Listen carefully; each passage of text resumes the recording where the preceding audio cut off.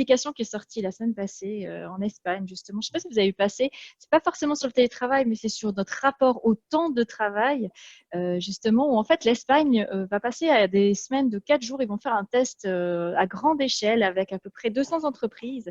Il va toucher à peu près 3000 ou 6000 collaborateurs et voir comment l'impact que ça a, en fait, de réduire le nombre de jours. Et puis la compensation salariale sera faite par l'État espagnol. Donc voilà, ça dure sur 3 ans. Donc on verra dans 3 ans ce que ça va donner. On fera peut-être un atelier sur le sujet.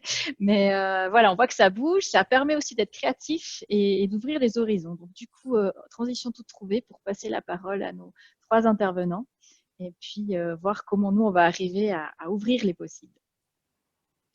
Merci beaucoup, Alexandra. Donc, moi, je prends la parole. Je vais commencer. Donc, c'est une présentation à trois. Moi, évidemment, Marie-Ève aussi, et puis Yvan. Et puis, je vais donc partager ma présentation maintenant. J'espère que vous pourrez la voir. Et vous verrez, il n'y a pas beaucoup de diapos.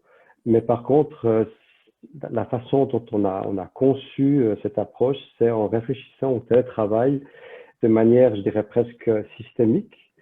C'est-à-dire qu'en regardant par différents axes de ce que veut dire le télétravail, il y a, vous allez le voir, un axe qui est plus macroéconomique, au niveau de l'entreprise, de la société, un aspect un peu plus social. Un axe qui est plus celui de l'employé ou de l'employé. Un axe qui est celui du manager et un axe qui est RH. Peut-être qu'il existe d'autres axes, pardon, on pourra en discuter. Mais c'est un petit peu les prismes, les axes qu'on voulait prendre pour un petit peu quelque part structurer la discussion. Et comme je disais, c'est des axes qui sont une approche, c'est l'écosystème, parce qu'un influence souvent l'autre. Et puis considérer uniquement un axe sans considérer les autres, ça peut aussi être difficile. Mais c'est un petit peu la façon dont on voulait approcher le thème. Et avant qu'on nous présente, je vous explique un petit peu comment on va procéder. Donc, soit moi, soit Yvan allons présenter donc ces diapos avec les différents éléments qui, à notre avis, composent l'axe. Vous en aurez peut-être beaucoup d'autres aussi. C'est là toute la valeur de la discussion qu'on aura ensemble. Et puis, chaque fois, c'est aussi Marie-Ève qui va ajouter ensuite sa vue aussi par rapport à son expérience terrain ou autre sur ces différents axes. Donc, c'est des présentations quasiment à trois. Alors, je vous partage mon écran. J'espère que vous allez le voir. Et ça devrait jouer. Juste. Alors, voilà donc la présentation de nous tous. Peut-être d'abord toi, Yvan. Oui, alors bon, Yvan Monnier, comme dit tout à l'heure, moi, dans une première vie, j'étais informaticien de gestion, ce qui fait un lien justement avec le télétravail, les systèmes d'information qui y sont liés, hein. On a ici dans l'audience des gens qui travaillent dans le SIRH, donc c'est vraiment un élément un élément essentiel, hein, de la mise en place technique du télétravail. Puis reconversion dans les ressources humaines, où j'ai occupé des postes de responsable RH, DRH dans l'industrie. Et puis rejoint Actaes en 2014 maintenant, où entre autres, comme je l'ai dit tout à l'heure, je fournis des prestations RH externalisées pour les entreprises qui en ont besoin, qui sont souvent trop petites pour s'en payer ad aeternam et qui sont trop grosses pour s'en passer ad aeternam aussi. Donc voilà pour ma part, 47 ans et j'habite à Neuchâtel. Merci beaucoup, Yvan. Marie-Ève. Bonjour à toutes et à tous. Alors moi, j'ai deux casquettes. J'ai un volet plutôt d'expertise au niveau RH. J'ai à peu près 10 ans d'expérience dans les ressources humaines. D'abord en tant que consultante RH avec l'utilisation de tests psychométriques. Et puis après, 7 ans à l'État de Genève où j'ai occupé différents postes dans différents départements, passant de la sécurité, donc les prisons, à la santé sociale et maintenant à l'instruction publique. Et ma deuxième casquette, c'est une casquette plutôt de recherche parce que voilà, j'ai une passion pour la compréhension du comportement, des interactions sociales. J'ai fait une thèse sur le recrutement et le storytelling. Et maintenant, je m'oriente vraiment sur la compréhension des nouveaux modes de gouvernance. Donc, voilà, le sujet m'intéresse d'autant plus. Merci beaucoup. Donc, de mon côté, bon, beaucoup de casquettes aussi. Je disais précédemment, donc j'ai pas mal d'expérience aussi en ressources humaines, 10 ans dans un grand groupe, travaillant entre Munich et Londres, aussi Amsterdam et puis Fribourg, souvent aussi en télétravail. Avant ça, j'étais dans la vente et le marketing. Actuellement, ben, une grande casquette importante, c'est donc représenter et travailler pour Actaes ici à Fribourg.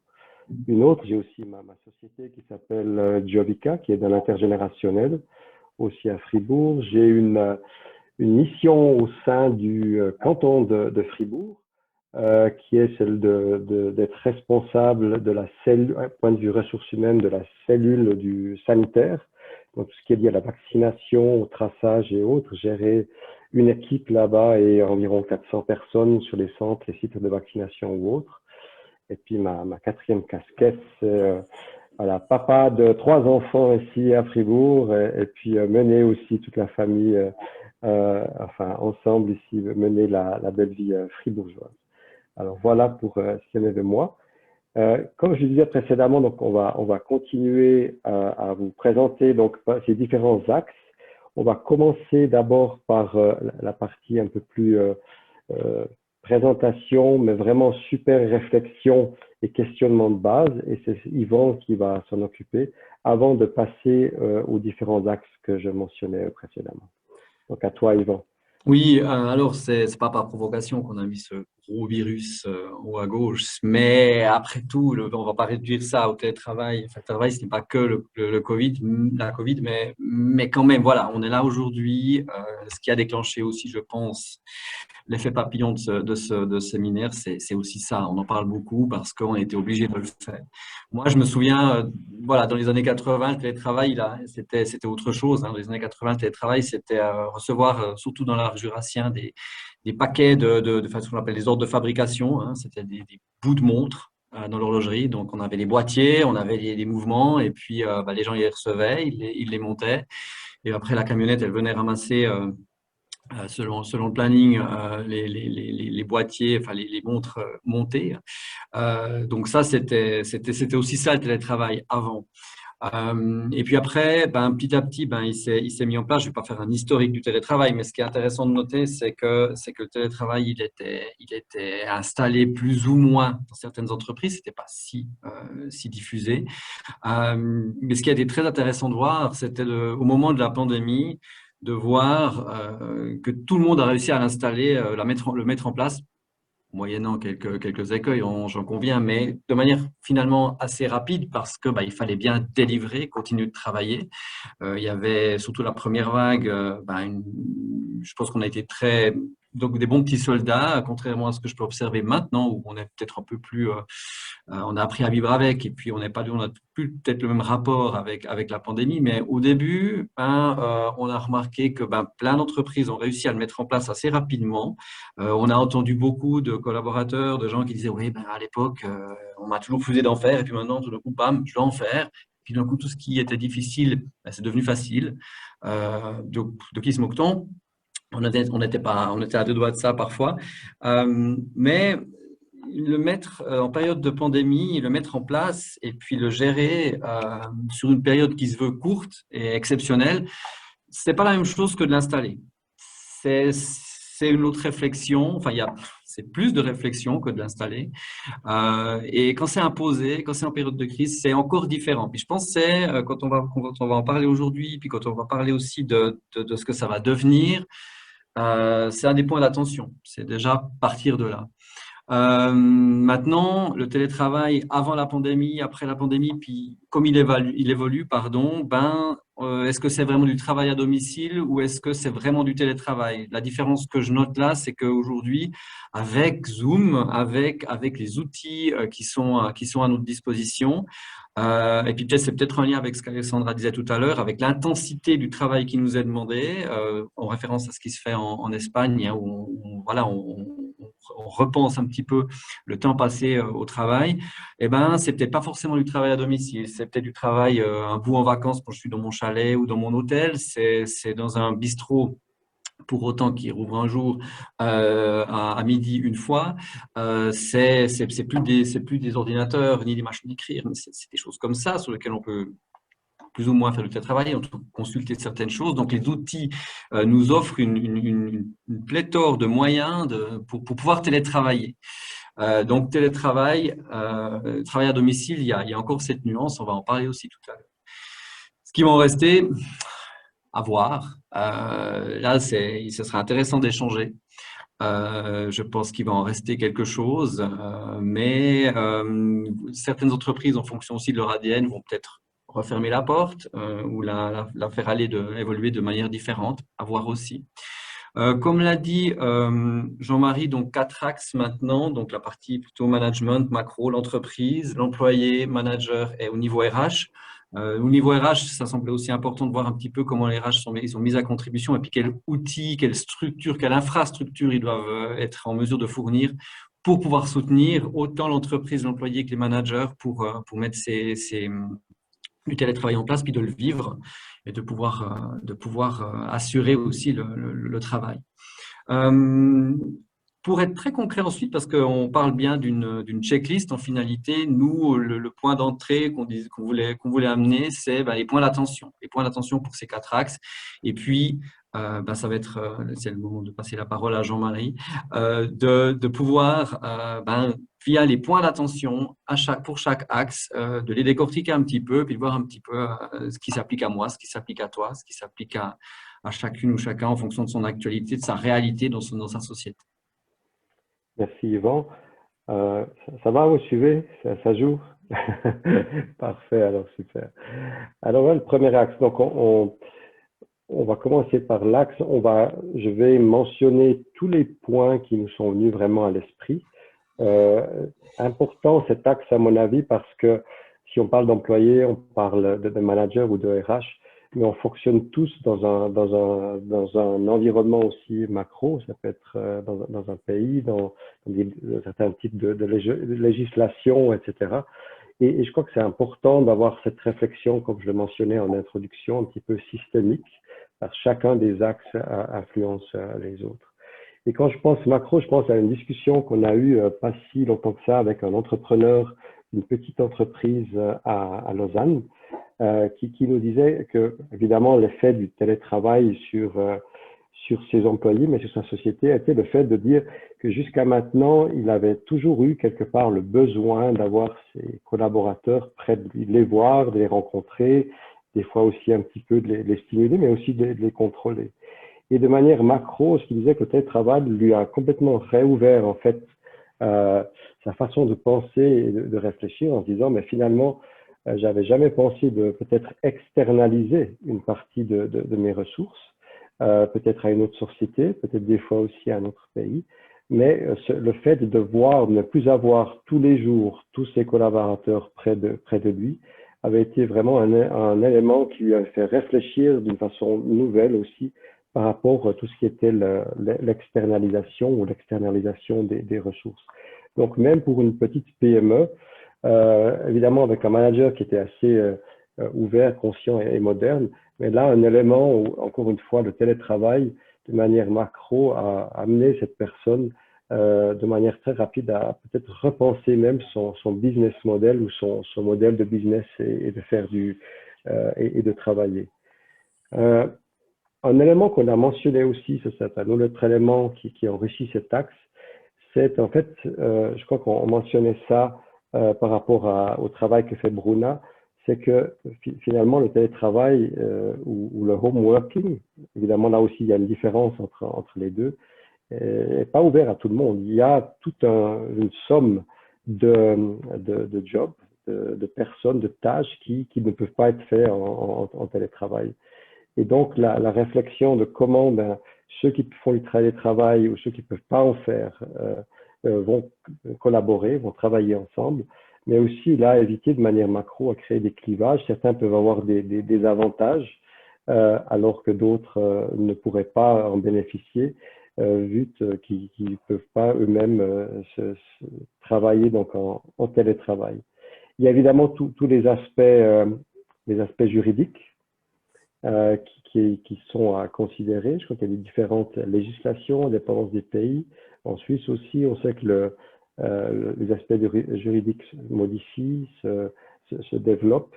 Et là aussi, c'est un élément à observer parce qu'il va influencer les RH, les organisations de manière également macro. Un autre élément qui, à mon avis, est important de réfléchir, c'était cette différenciation, et je crois que Yvan en a parlé, entre ce qui est travail à domicile et télétravail. Le télétravail ne veut pas forcément dire que c'est un travail qui se fait depuis la maison, il peut être fait depuis pas mal de différents endroits. Et c'est important aussi, quand on réfléchit au télétravail, d'en tenir compte. Souvent, je crois que le télétravail est associé au fait de travailler depuis la maison, mais je crois que dans cet axe de réflexion, le fait de tenir compte que ça peut être fait depuis un hôtel, depuis une terrasse, comme on le mentionnait précédemment, ça c'est à mon avis aussi des éléments importants dont on devrait aussi tenir compte. L'autre aspect qu'on a pensé important de mentionner ici, évidemment, c'est lié aussi un petit peu à l'externalisation, mais c'est aussi le fait que le télétravail ouvre des portes aussi à une collaboration peut-être plus internationale, au-delà des frontières, alors qu'avant peut-être, oui, il y avait du télétravail en Suisse, avec des gens qu'on connaissait bien, qui, pour une heure, quelques heures ou quelques jours, travaillaient depuis leur domicile ou depuis ailleurs. Mais évidemment, avec cette poussée à cause du Covid, évidemment, là aussi, il y a tout un monde qui s'ouvre de collaboration, non seulement au niveau suisse, mais aussi au niveau international. Les autres éléments qui, pour nous, étaient pertinents, liés à cet axe, on parle ici évidemment d'écologie et de durabilité. Quel est l'impact du télétravail justement sur ces aspects-là? Le fait de ne plus pouvoir ou devoir forcément se déplacer, mais aussi tous les éléments qui sont liés au monde de l'immobilier. Vous le savez, il y a pas mal d'articles et de discussions là aussi où un certain nombre de grandes entreprises ou aussi de moins grandes entreprises ne doivent plus ou ne veulent plus en fait demander à tous leurs collaborateurs d'être en même temps dans un certain nombre de locaux et donc à ce moment-là de permettre et de réfléchir quel est l'impact sur l'immobilier de ça. Est-ce qu'on va toujours avoir des entreprises qui vont investir ou louer des grands locaux? Est-ce que ça va être complètement décentralisé? Est-ce qu'on va faire face à un retour ensuite avec un grand appétit de se retrouver tous au même endroit en même temps? Ça, c'est tous des points d'interrogation qu'on a aussi par rapport à cet effet du télétravail. Un autre élément que je trouvais intéressant, qui est lié aussi à l'immobilier, c'est, je crois je ne sais pas si on peut parler d'un boom, mais en tout cas un développement assez fort, en particulier durant la deuxième vague du coworking. C'est-à-dire, voilà, télétravail peut être égal éventuellement à travailler depuis la maison, mais pas tout le monde peut se le permettre pour des raisons familiales, des raisons d'espace ou des raisons simplement psychologiques ne désirant pas le faire. À ce moment-là, l'alternative aussi du coworking peut se présenter, donc d'aller dans un espace de coworking, chose que je fais d'ailleurs moi-même aussi, même si j'ai un bureau à la maison. Donc cet aspect-là est important. L'aspect qu'on voulait mentionner aussi, c'est encore une fois macro, on peut le mettre au niveau de l'entreprise, c'est le fait du télétravail sur la marque d'employeur. Comment une entreprise peut, grâce ou avec le télétravail, se positionner aussi comme un employeur de choix sur le marché. Comment l'utiliser aussi pour attirer les talents, les motiver, mais aussi leur donner des perspectives de développement. On en parlera plus tard avec l'aspect employé. Évidemment, une fois qu'on a attiré peut-être des employés talentueux qui désirent des hauts potentiels aussi développés au sein de l'entreprise, comment à ce moment-là leur permettre de devenir visibles dans les sphères dirigeantes malgré le télétravail. C'est le sujet pour un des autres axes. Et puis le dernier aspect que je voulais mentionner, puis vous les verrez un peu tous apparaître ici pour en fait stimuler la discussion et puis passer ensuite la parole à Marie-Ève, c'est évidemment tout l'aspect on en parlait précédemment, des outils techniques. Là aussi, le télétravail, oui, on le connaissait au début on le connaît toujours avec Zoom et Teams, mais il y a plein de nouveaux développements interactifs qui peuvent permettre d'encore enrichir plus le télétravail. Mais est-ce que ça va le rendre plus attractif? Est-ce que ça va vraiment remplacer le fait de travailler tous au même endroit et en même temps, ça c'est une question qui reste ouverte. Alors voilà un petit peu les éléments que de notre côté on a mis en place par rapport à cet axe macro et qui alimentent certainement une partie des axes liés aux employés, aux managers ou bien aux ressources humaines. Mais avant d'en parler, peut-être je passe la parole volontiers à Marie-Ève. Merci beaucoup. Avant juste de partager mon expérience, je m'adresse au timekeeper pour savoir combien de temps j'ai pour faire part de mon expérience sur cet axe. Oui, il reste 5 minutes sur la première tranche de 25. Ok, ben, je vais alors être très rapide. Alors, je vais parler d'abord au niveau de l'État, en fait, État de Genève employeur. Pour nous, ça a été vraiment une vraie opportunité, un vrai catalyseur, en fait, dans la mesure où il y avait une nouvelle stratégie RH qui avait été mise en ligne, en fait, en 2018 lors du nouvelles élections et avait dans ses axes notamment ces nouveaux modes d'organisation du travail. Et autant vous dire, même si ça existait, il y avait certaines personnes qui bénéficiaient du télétravail. Là, le fait d'être passé en mode obligatoire en l'espace de quelques jours a vraiment favorisé le fait qu'on ne va pas pouvoir revenir en arrière. Et du coup, ça a vraiment ancré cette nouvelle stratégie RH dans quelque chose de beaucoup plus concret et on le verra après aussi au niveau des craintes qu'avaient les managers. Au niveau de certains mots-clés qui m'ont parlé, il y avait la notion de dématérialisation. On a eu la chance chez nous parce qu'on avait par exemple dématérialisé les dossiers des collaborateurs quelques semaines avant le confinement. Donc, ça nous a sauvés au niveau RH et ça nous a évité d'aller sur place que tout était avant le dossier papier. Par contre, ça a vraiment demandé et ça demande maintenant aujourd'hui une vraie réflexion sur la numérisation et la digitalisation de certaines prestations qu'offrait en fait l'employeur État aux usagers. Donc là, il y a une grosse réflexion en cours là-dessus. Et on s'est rendu compte aussi qu'il y a une super réactivité. Typiquement, on a eu les inscriptions de l'école primaire en ligne qui a été mise en œuvre quelques semaines après le confinement. Et on se rend compte qu'il y a vraiment eu du coup déjà un effort à ce niveau-là, au niveau de l'amélioration des prestations délivrées. Ensuite, on a également, en fait, au niveau de la simplification, alors à l'État, vous pouvez imaginer, on a beaucoup de procédures, de procès, de validation. Donc, il y a eu aussi un effort de simplification à ce niveau-là, de choses qu'on valide avec plusieurs strates. Et on a essayé justement de simplifier tout ça. Il y a aussi une question qui se pose au niveau de l'espace de coworking. Alors, à ne pas confondre avec les open space, parce que chez nous, il y a ce risque aussi de communication qu'il faudra bien en fait être attentif à ça pour distinguer les différentes typologies. Mais il y a une réflexion au niveau des gains, bien sûr financiers, via le coworking qui est réfléchi.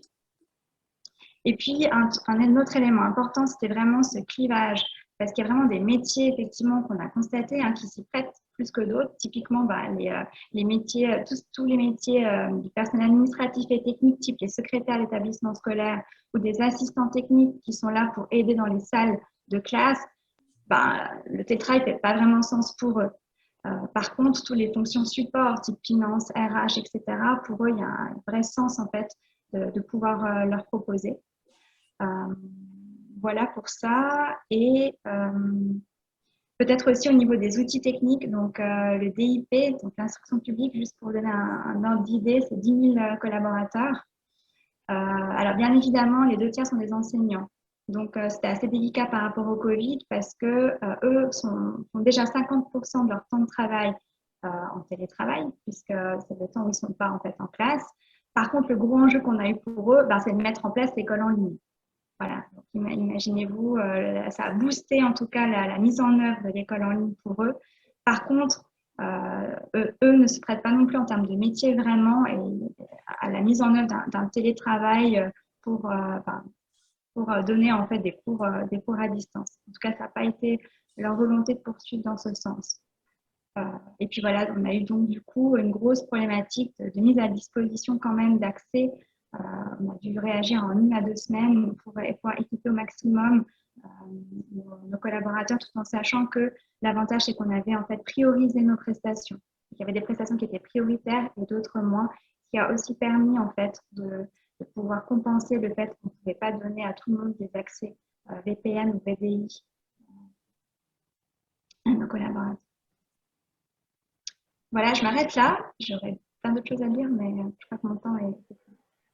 Voilà, je pense qu'on avait décidé de, je ne sais pas si c'est David qui le fait, mais peut-être, je ne sais pas, si vous avez des questions, des remarques, des points à ajouter sur cet axe de votre côté.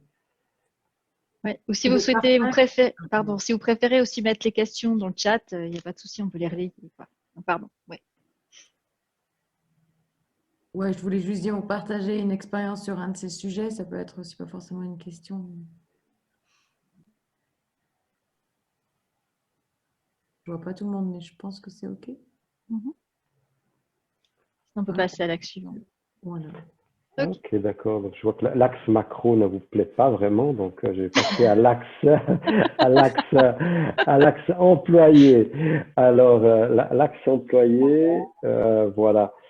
Il me parle beaucoup parce que j'ai vécu vraiment, comme je disais, 10 ans où j'ai travaillé en télétravail de manière mixte, en gérant des équipes, en gérant des comités de direction où j'étais le seul qui était en télétravail et tout le monde se trouvait à Londres ou ailleurs. Et puis cet axe m'a particulièrement parlé parce que je me suis dit, voilà, mais comment en tant qu'employé, comment est-ce que je me sentais par rapport à tout un ensemble d'aspects et qu'est-ce que j'aurais des fois apprécié que mon employeur fasse pour me faciliter la vie.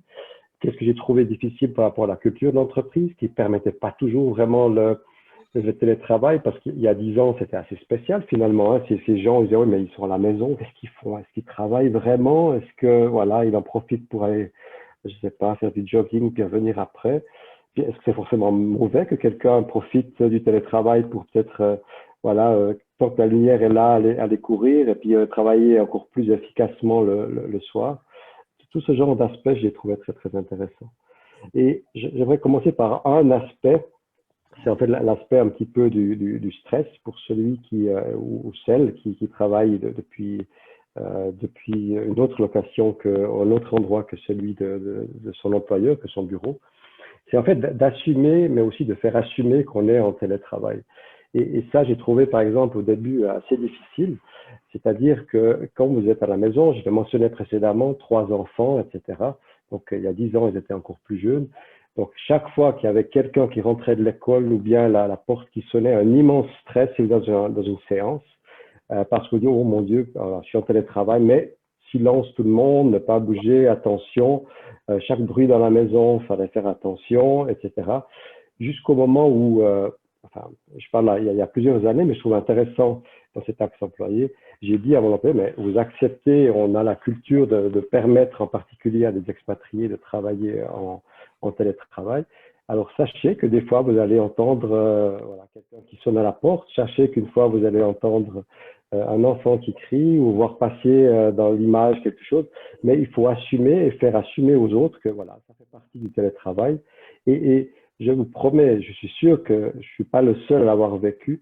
Une fois qu'on en a parlé et puis qu'on en a discuté avec son employeur, on se sent vraiment beaucoup, beaucoup plus léger et beaucoup mieux et relax par rapport au télétravail.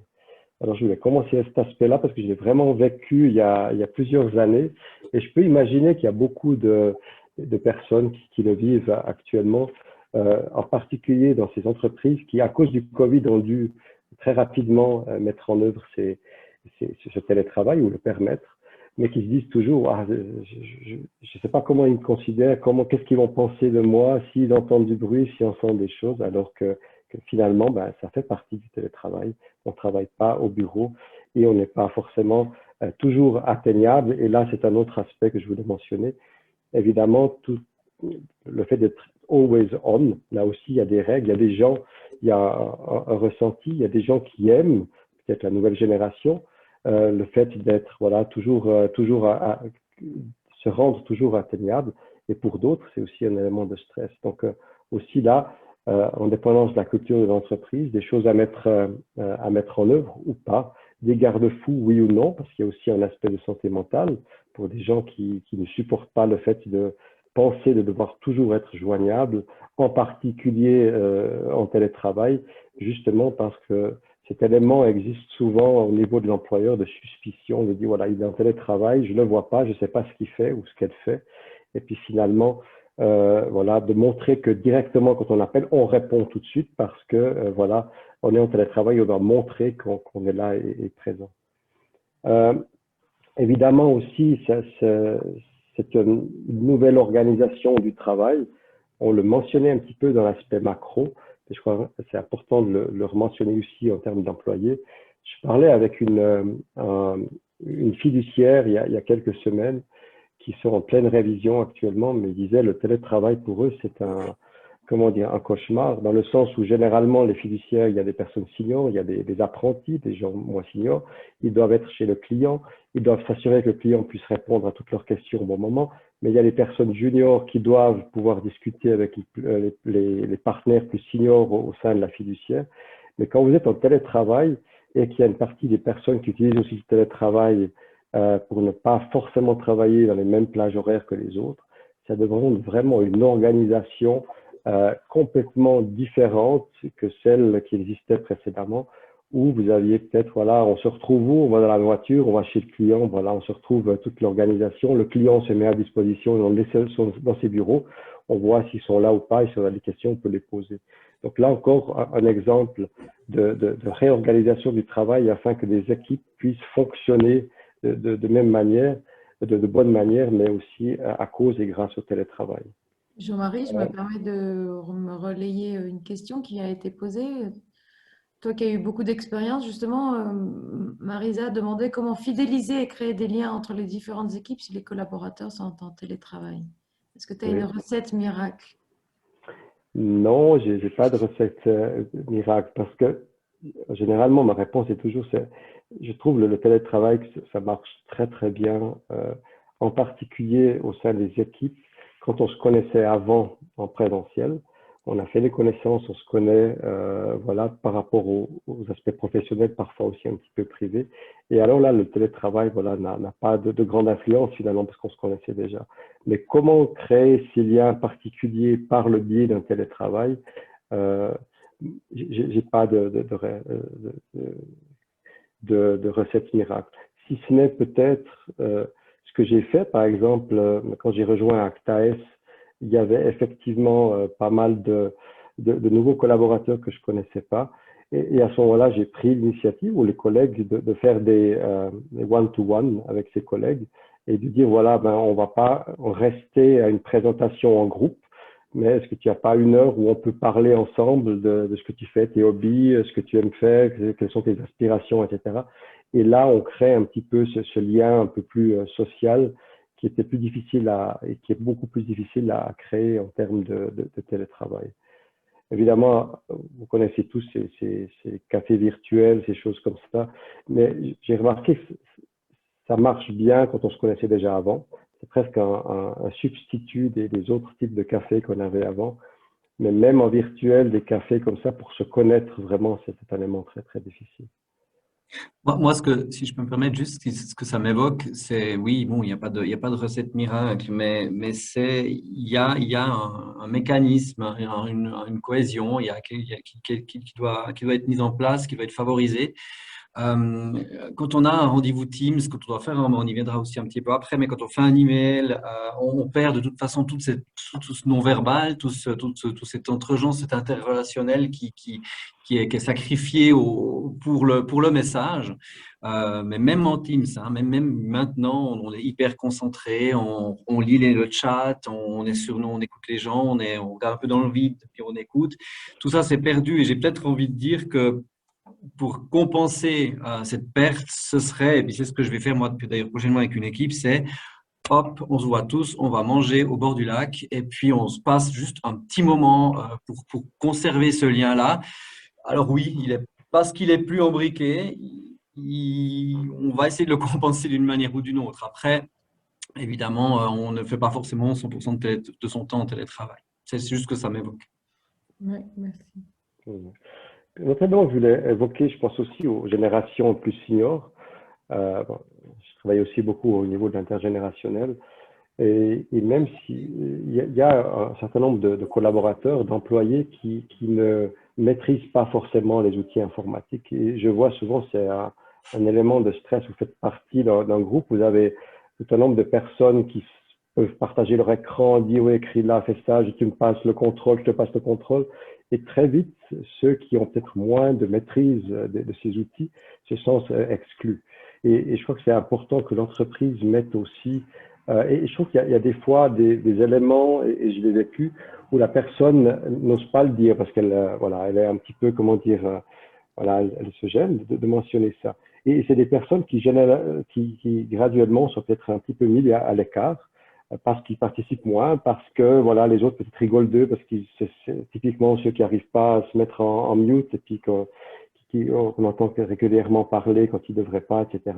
Et finalement, je crois aussi, là, par rapport à l'employeur, important de mettre en œuvre des moyens pour que la personne se sente aussi apte à bien maîtriser ces outils et faire, en particulier pour les seniors, que ces personnes puissent être pleinement actives aussi au sein d'un groupe de travail lorsqu'on parle de télétravail.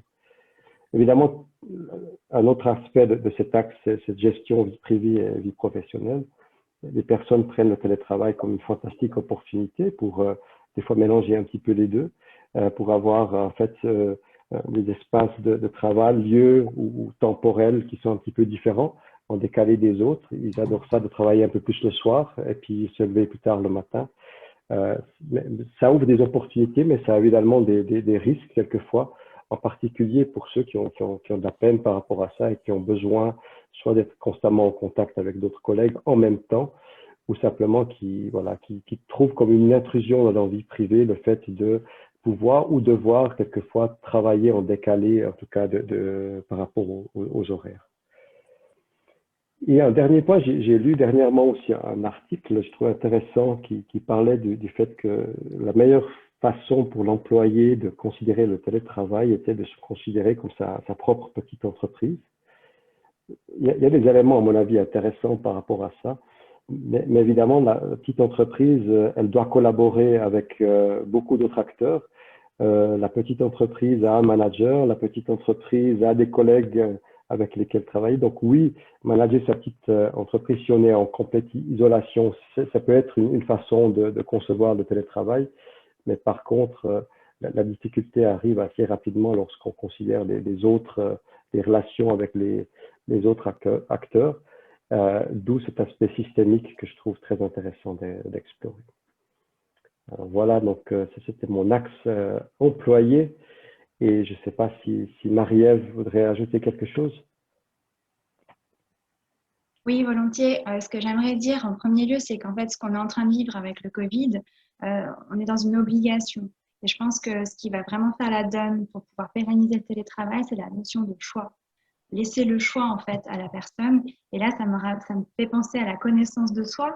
On le sait, il y a des gens qui souhaitent séparer la vie professionnelle et la vie privée. Donc, ce type de personnes, en fait, ne seront pas très à l'aise pour faire du télétravail ou du travail plutôt à domicile. On a d'autres qui ont besoin de contact, donc eux non plus ne seront pas forcément favorables à ce type de dispositif.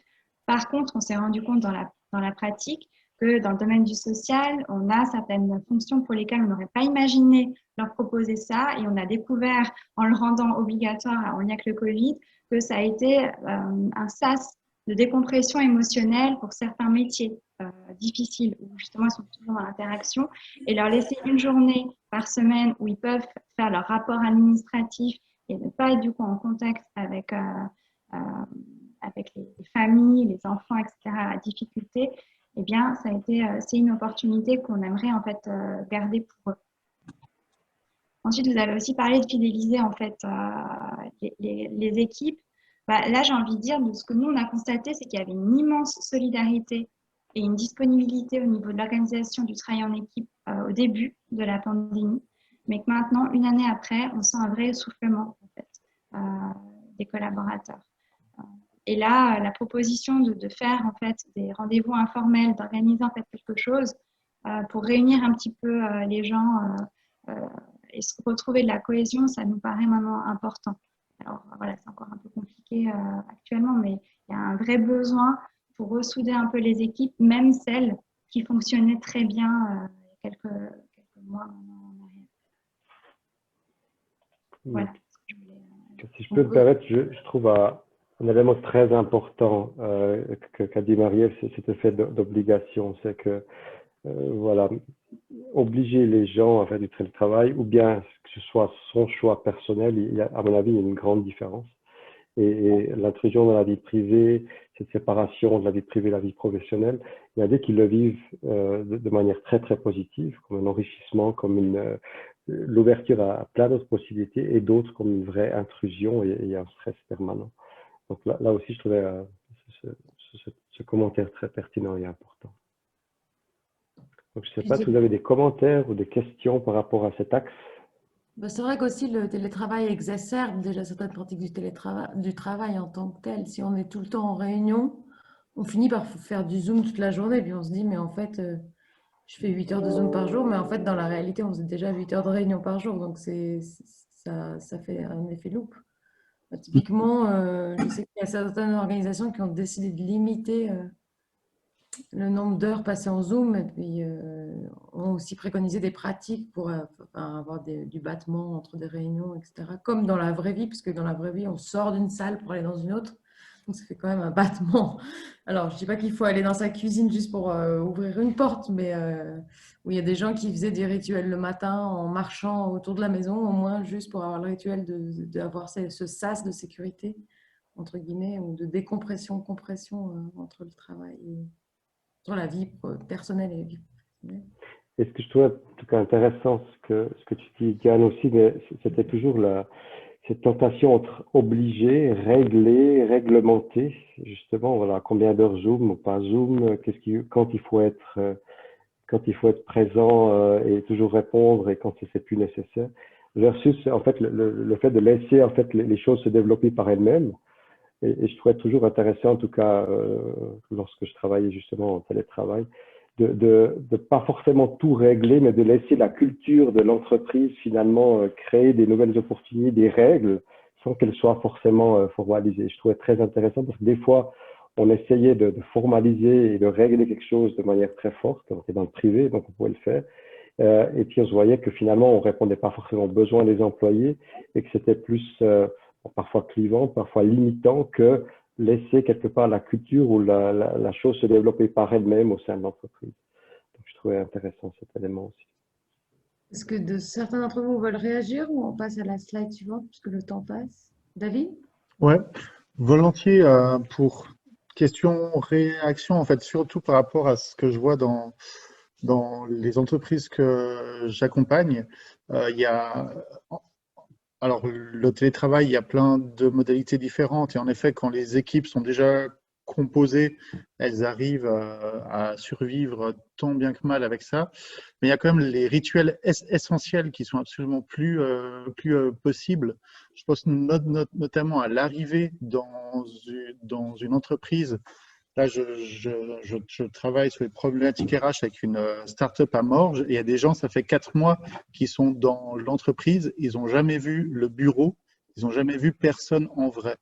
Et là, il y a vraiment, heureusement que les choses se détendent un petit peu maintenant et qu'ils peuvent retourner en petits groupes, mais il y avait vraiment une préoccupation par rapport à ça. C'est voilà, comment on peut intégrer quelqu'un dans une entreprise quand tout le travail qu'il a fait jusqu'à maintenant, c'était uniquement sur Zoom et les seuls contacts qu'il a eu avec les gens, c'était sur Zoom. Et puis, à l'inverse aussi, les départs en retraite, qu'on a fait 20 ans, 25 ans dans une entreprise et que, en fait, ce moment, ce rituel, on doit le faire par Zoom, c'est aussi une souffrance énorme, en fait, de ne pas pouvoir célébrer son départ avec des gens avec qui on a passé autant de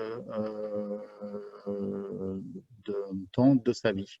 Et là c'est vraiment une grosse préoccupation et jusqu'à maintenant, je n'ai pas vu de solution efficace par rapport à ça, hormis attendre que les choses se détendent un peu pour pouvoir se revoir.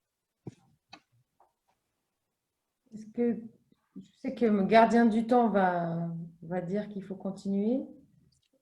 Je ne vous vois pas tous, mais est-ce que d'autres partages à faire sur ce sujet? Il y a 6 minutes encore sur cette partie. luxe.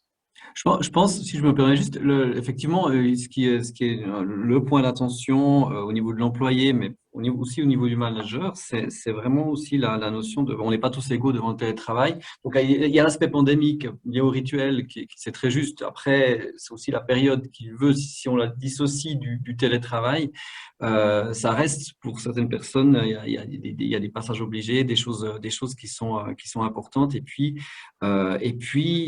c'est pas perçu par tout le monde. Ça, c'est une vraie question que je me pose, moi. Le télétravail est-il vraiment, parce qu'on parlait de marque employeur, est-ce que c'est vraiment un avantage à proposer? Sérieux? Je suis pas sûr. Pour moi, pour certaines personnes, c'est tellement mal vécu ou à moitié vécu. Je suis pas sûr de manière entière, on puisse dire c'est un plus.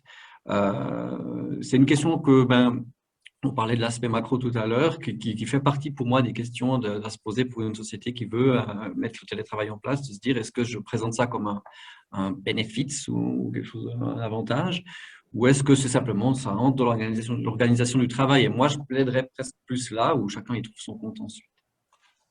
Dans Sophie Locatelli qui avait une question, elle a la main levée. En fait, c'était pas tellement une question, c'était pour répondre à David sur la partie notamment départ à la retraite où les gens qui ont 15, 20 ans d'ancienneté et de jubilé. À l'Armée du Salut, on a décidé, en tout cas à Genève, là, dans l'institution principale, on a décidé malgré tout de maintenir ces événements. On les a gérés un tout petit peu différemment. C'est-à-dire qu'on les a gérés dans la limite qui nous était accordée de 6 personnes. Et on s'est réunis avec le comité de direction et on a célébré la personne qui partait à la retraite ou qui avait son jubilé. Ça faisait 20 ans. On a un monsieur, ça faisait 40 ans qu'il était là et c'était pratiquement aussi son départ à la retraite. Et après, il y avait un des membres de direction qui partait et on a fait choisir à la personne avec qui elle voulait célébrer dans son équipe. On a dit qu'on célébrerait de façon plus active plus tard, mais on a quand même marqué ces moments-là parce qu'on trouvait que sinon c'était trop triste et les gens nous ont remercié en fait d'avoir ce moment un tout petit peu privilégié avec leur chef de service et les membres de la direction, où ils ont pu aussi nous parler des événements marquants de leur carrière, etc. Donc, on l'a quand même célébré au sein des institutions. Mais nous, on est un peu dans une configuration un peu plus spéciale, puisqu'on travaille dans des lieux de vie. Donc, de toute façon, nous, nos lieux de travail n'ont pas fermé, parce que nos résidents ou nos bénéficiaires sont toujours là, en fait. Donc, voilà, je voulais juste dire que c'était possible, mais on leur a donné une autre forme et finalement qui ont eu plutôt du succès auprès des collaborateurs. Voilà. Merci. Merci.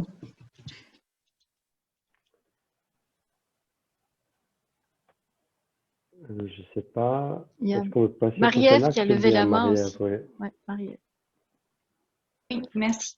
J'aimerais ajouter un élément qui est plus au niveau de l'organisation du travail en équipe, où je pense qu'il y a un truc qui est super important, c'est la communication, étant entendu la transparence sur qui est là quand. Ça, c'est vraiment bête, mais au niveau de l'organisation du travail en équipe, nous, on l'a mis en place pour vraiment savoir, parce qu'on a eu des tournus finalement de présence. Enfin, on a des tournus de présence et savoir qui est en télétravail, quand. C'est tout bête, mais ça permet en tout cas une meilleure fluidité en fait dans la coordination d'équipe. Et puis aussi la communication, de savoir que tout le monde peut être joignable, s'assurer aussi des plages de temps. Enfin voilà, c'est un peu bête, mais il y a eu des problèmes par le passé, notamment parce qu'on n'osait pas contacter les gens à tel horaire. Voilà, je pense que convenir ensemble, qu'on est tous joignables et qu'on a tous dévié notre ligne fixe. Voilà, c'est des règles de savoir travailler ensemble, je dirais, mais je pense que c'est important de pouvoir les définir ensemble en équipe pour que tout le monde soit au même niveau d'information et de partage.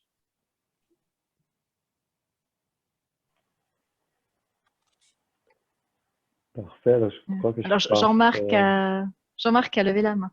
Oui, juste rapidement pour confirmer que nos clients nous disent effectivement que c'est important pour eux de savoir qui est au bureau et qui est en télétravail pour que les équipes aussi puissent s'organiser, se voir, surtout dans cette période où on est un peu entre deux.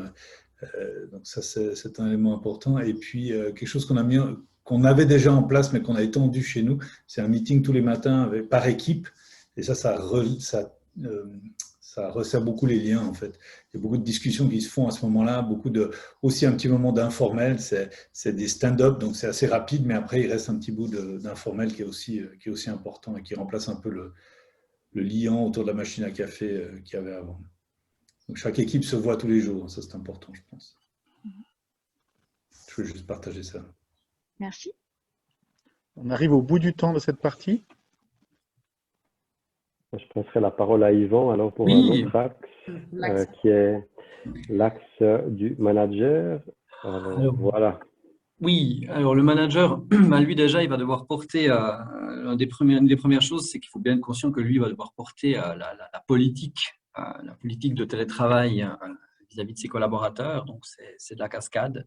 Donc, c'est déjà de réfléchir un petit peu à quelle amplitude on veut lui donner, quelle liberté on veut donner au manager. Chez moi, il n'y a pas de télétravail. Chez moi, c'est 20% de ton taux d'activité. Moi, c'est full télétravail, je m'en fiche tant que c'est prêt. De façon qu'il ait, lui, cette liberté dans le cadre de la politique globale d'entreprise voilà, de gérer le télétravail dans son équipe comme il le souhaite.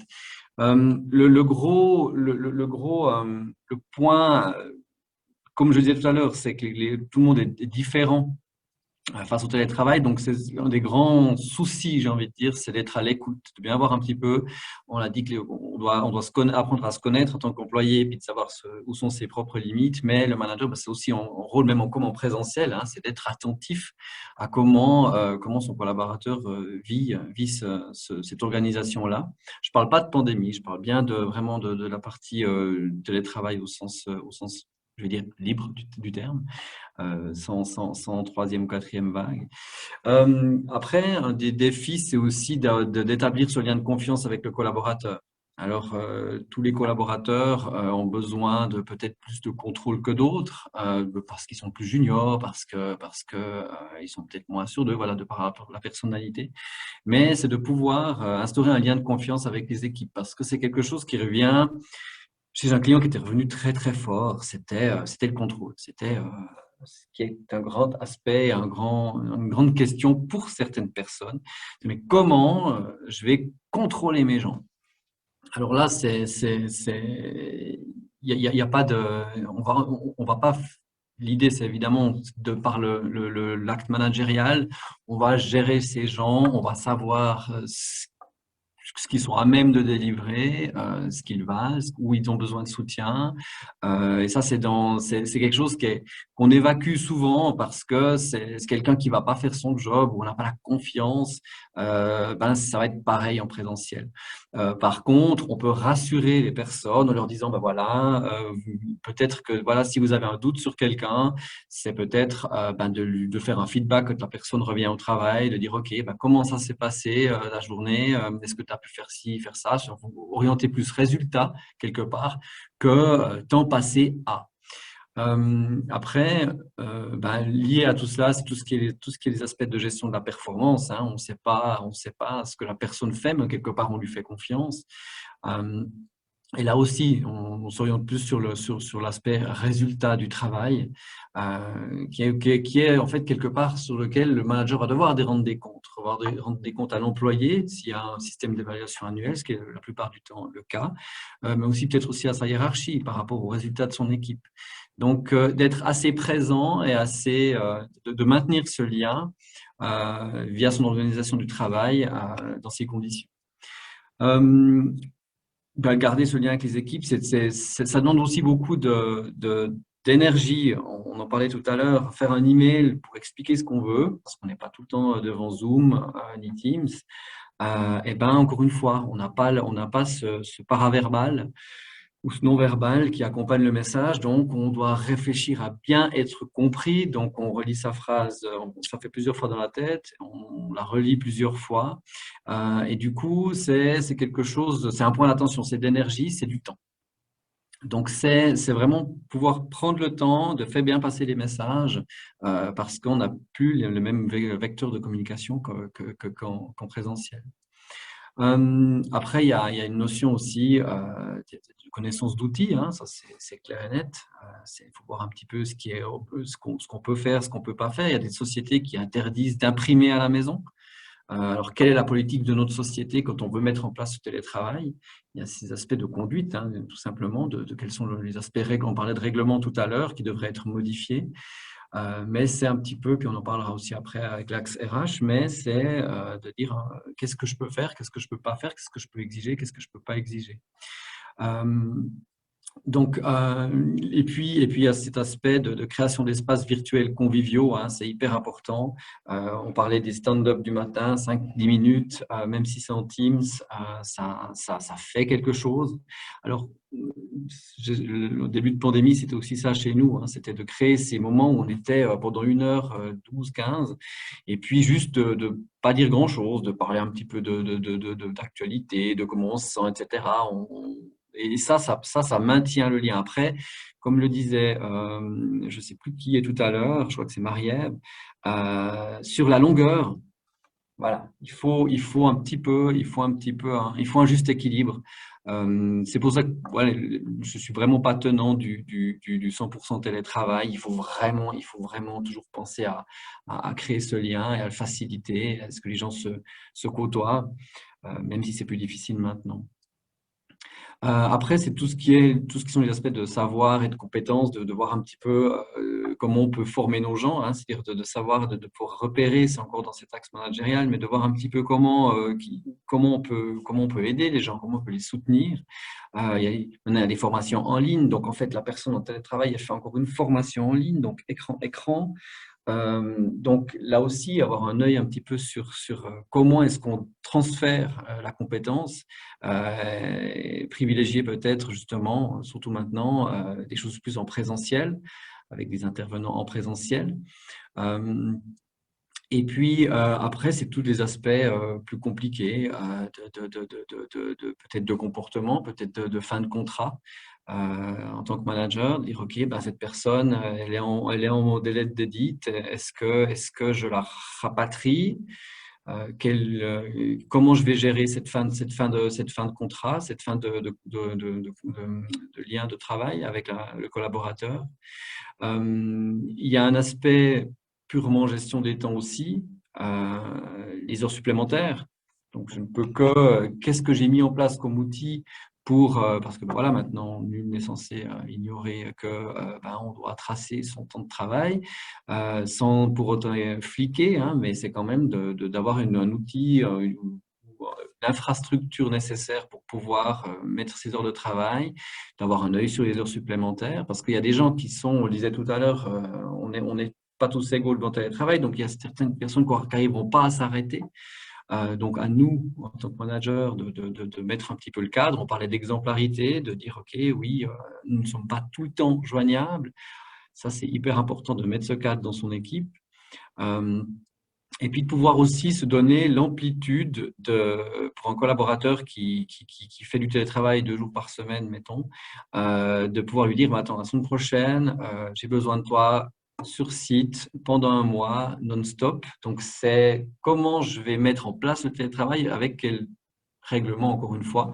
Mais on peut être amené enfin, il faut clarifier absolument avec le collaborateur le régime dans lequel ça va se passer. Quel fonctionnement? Je peux demander à tout moment que tu reviennes.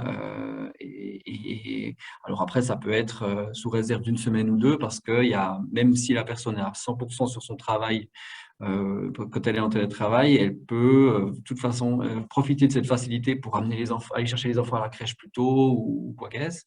Donc, il faut lui laisser le temps de se préparer au changement d'organisation, même s'il est temporaire.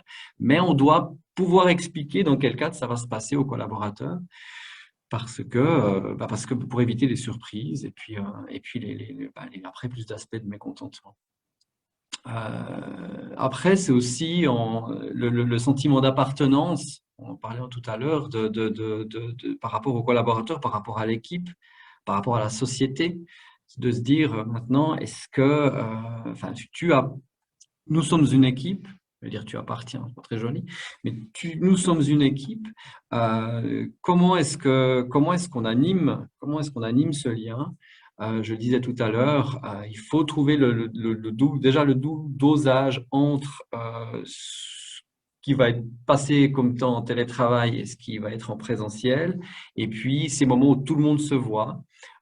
Effectivement, la personne, même en période hors pandémie, on peut ne pas avoir croisé un nouveau collègue pendant des mois parce que il est à 50%, moi aussi. Mon 50% en télétravail correspond à son 50% en présentiel. Donc, vraiment avoir un œil là-dessus parce que c'est avant tout une équipe, qu'elle soit à la maison, à l'hôtel, en train de travailler, sur son smartphone, dans les transports publics, ça reste une équipe. Et puis, ce lien-là, il est primordial. Que ce soit pour son équipe, entre les managers et puis dans toute l'entreprise. Donc voilà un peu les axes, les points d'attention en tant que manager par rapport à ces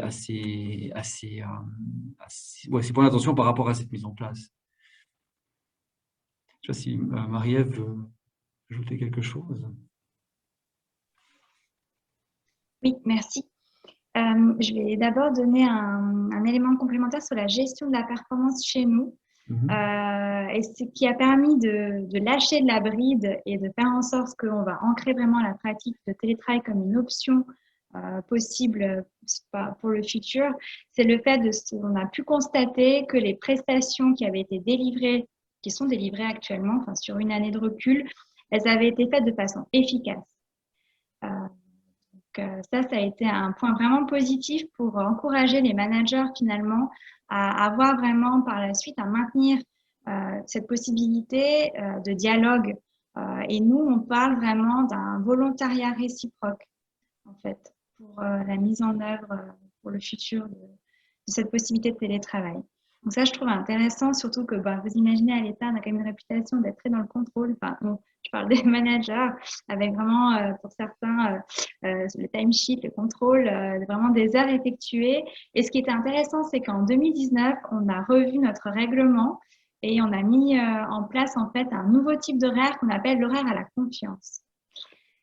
Donc, je trouve intéressant parce que du coup, ça va vraiment permettre de surfer sur cette vague, pour reprendre la discussion de tout à l'heure, et pouvoir utiliser ça pour ancrer encore plus cette pratique de télétravail et la combinant avec cette fameuse horaire à la confiance qui aujourd'hui est déployée uniquement dans des services qu'on appelle des services pilotes qui ont mis en place des nouveaux modes justement de gouvernance avec la mise en place de la culture collaborative, par exemple, l'intelligence collective, etc.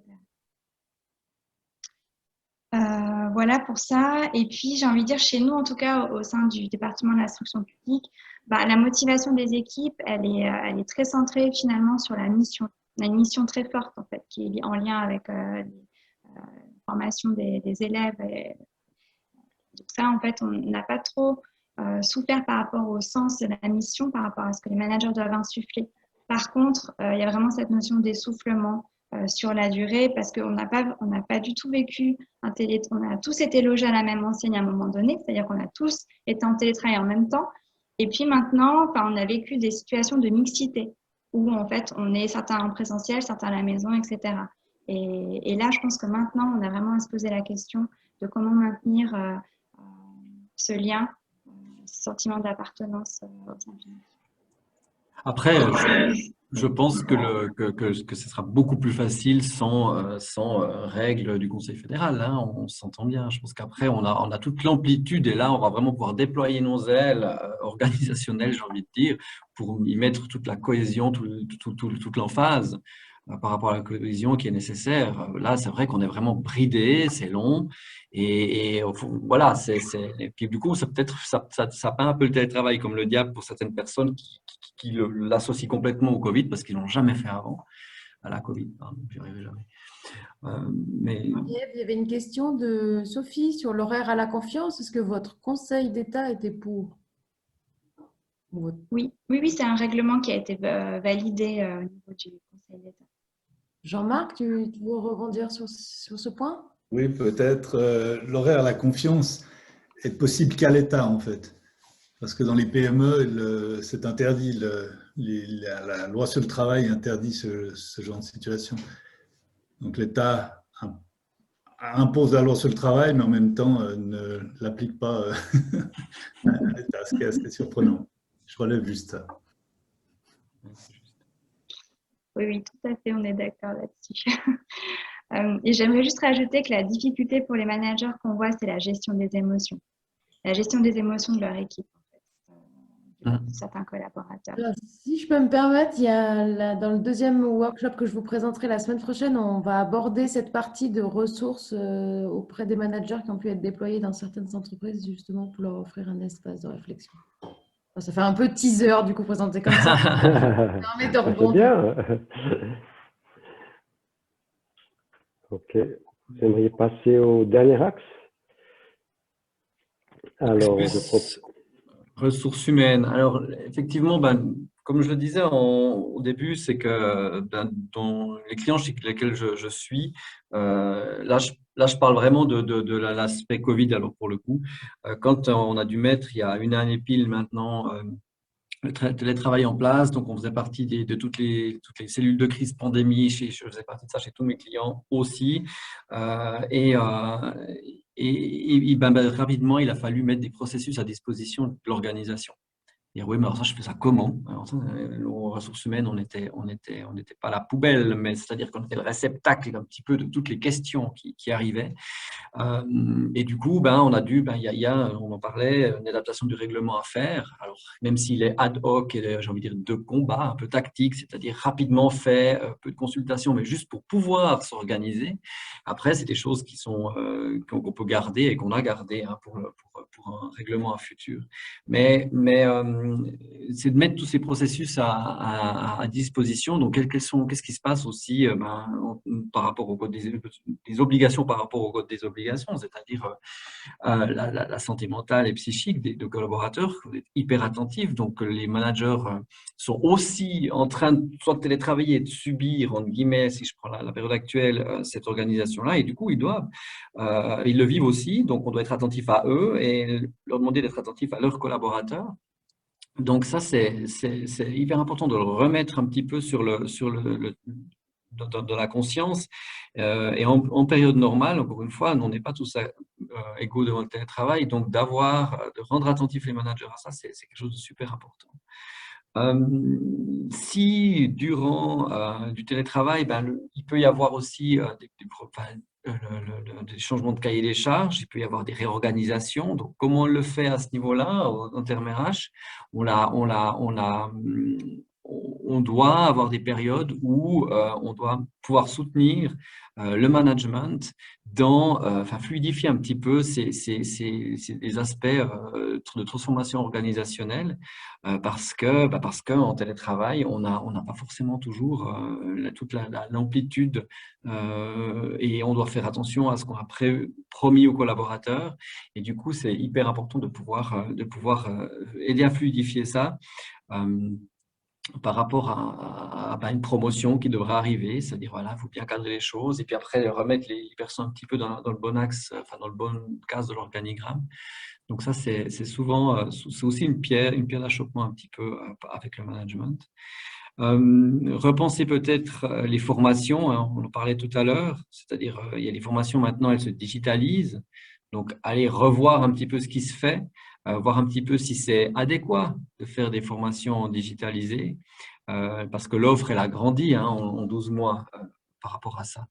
Du coup, on est peut-être aussi tenté de dire, va suivre ton MOOC et puis tu reviens après. Est-ce que c'est vraiment une facilité? Tout ce qui est le cadrage des assurances, qu'est-ce qui se passe si je tombe dans mes escaliers pendant mes heures de travail? Donc ça, c'est hyper important de le poser dans un règlement et aussi d'aller un peu voir au niveau, dans le point de vue légal avec les assurances un petit peu comment ça se passe dans ces cas-là. L'absentéisme, donc on parlait de timbrage d'heures, de ce genre de choses, et puis d'horaire à la confiance. Mais typiquement, normalement, moi, dans mon entreprise, quand je ne suis pas là, je dois faire une feuille d'absence. Quand c'est planifié, je la fais avant et je vais la donner à mon responsable. Quand c'est après, ben, je vais vite faire ma feuille de maladie, comme ça, ils savent que j'étais malade hier. Maintenant, comment ça se passe quand je suis à la maison, quand je suis censé travailler puis que je suis malade? Donc, c'est de mettre en place un petit peu aussi ce genre de choses. Par exemple, de dire que la feuille d'absence est toujours indispensable, mais et aussi, si ça ne se fait pas, d'avertir tout le monde que ce matin, tu restes au lit et que tu ne te lèves pas pour aller à ton bureau, chez toi, pour travailler, parce qu'on ne le voit pas. Donc, c'est quel lien on met aussi par rapport à ça. Après, il y a tous les aspects de mobilité, hein, avec des gens qui peuvent avoir des abonnements financés par la société et de se dire, OK, finalement, ça nous coûte cher ton abonnement. Puis comme tu ne viens que la moitié du temps, on va moins te le financer. Voilà, ce genre de choses, c'est des questions qui peuvent se poser. Après, tout ce qui est aussi la rémunération variable, hein, de se dire comment est-ce que, on parlait de performance tout à l'heure, comment est-ce que je peux aider le management en tant qu'RH à mesurer cette performance et puis ce que je mets dans la rémunération variable, dans les commissions, je prends en compte un petit peu ces aspects de télétravail. Voilà un petit peu aussi, c'est un aspect qui est assez important. On est vraiment sollicité en tant que RH et puis les gens sont souvent livrés à eux-mêmes. Donc, ils aimeraient faire, mais comment on fait?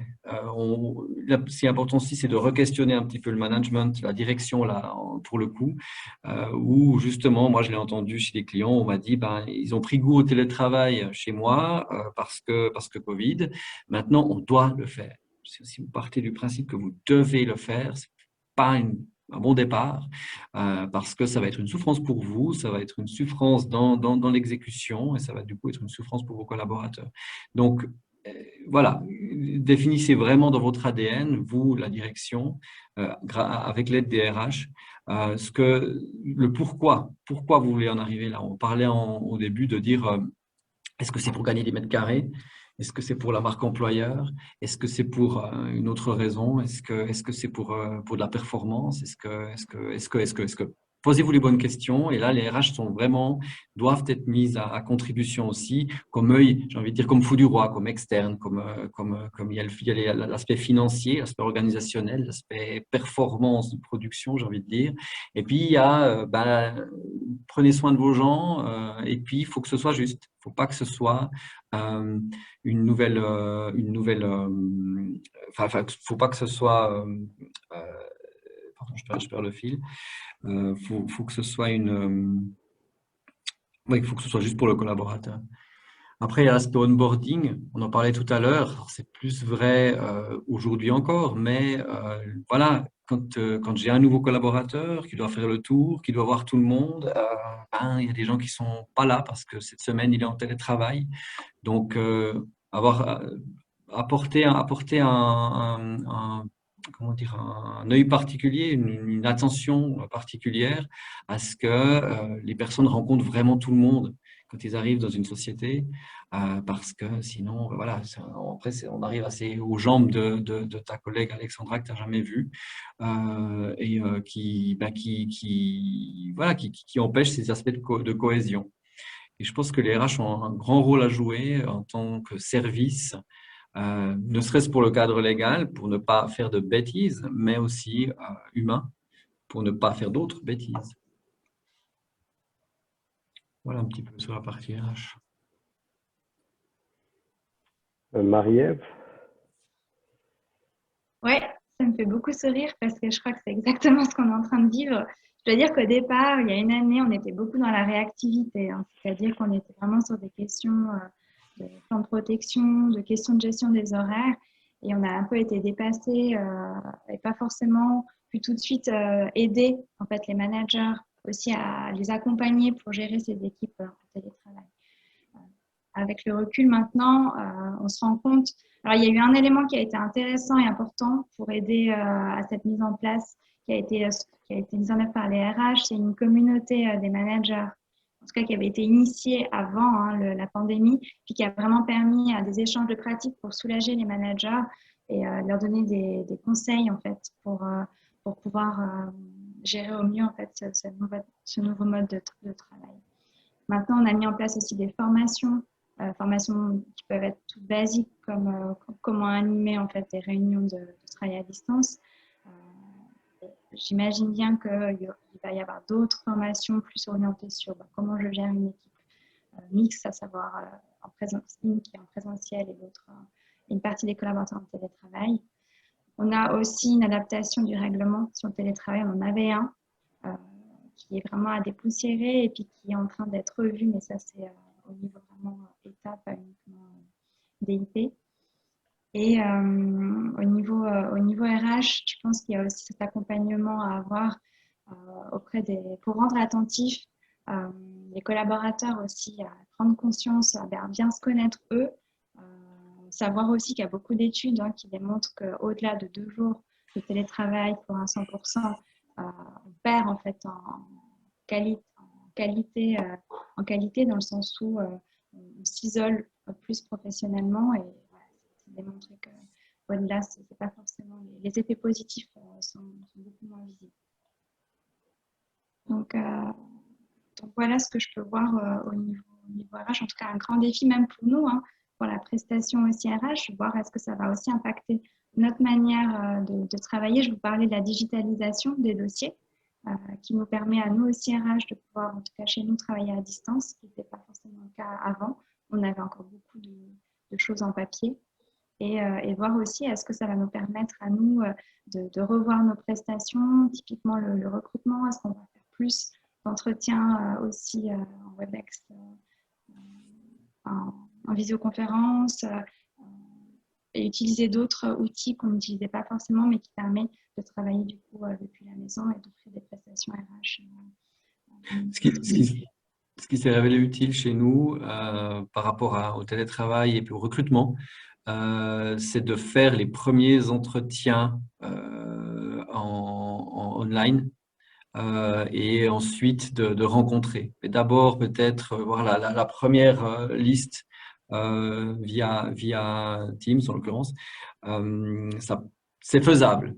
On remplacera jamais le contact physique, mais je pense que ça peut être une composante du recrutement. Ça n'empêche pas. C'est-à-dire si aujourd'hui je peux pas voir le candidat, je suis en télétravail, c'est les premières fois qu'on les voit, fine quelque part.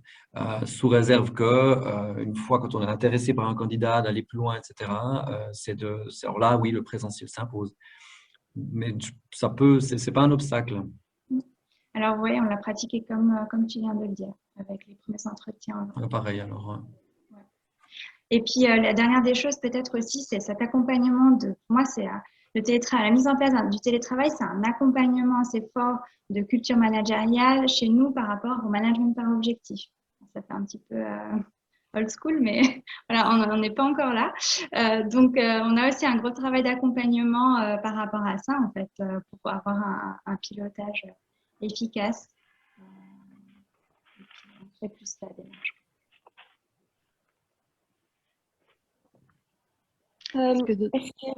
Est-ce que je pourrais juste revenir par rapport à l'absentéisme? Est-ce que vous trouvez que le télétravail, ça forcerait pas, entre guillemets, les employés à plus travailler? Parce que donc moi, je travaille en parallèle, donc je suis secrétaire. Et c'est vrai qu'au secrétariat, des fois, on entend plein de choses. Et il y avait une collègue qui allait se faire arracher pour la première fois 2 dents de sagesse, puis elle savait pas trop si elle pouvait venir travailler ou pas.